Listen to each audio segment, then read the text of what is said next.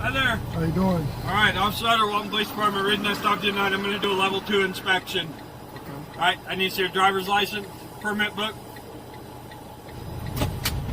You just do random inspections like that? Yep. Are you loaded?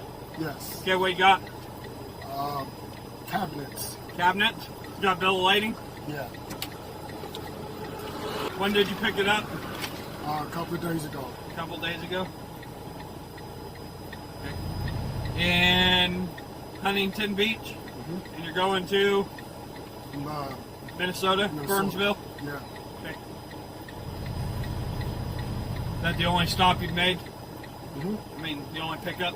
Yes. Okay. Log? No, so you're not running a log right now. I'm actually ELD outlaw. You're what? ELD outlaw. Okay. I don't run ELD. Oh, yeah? Okay, so you're going to be out of service. ELD is taking away too much money from us trucks.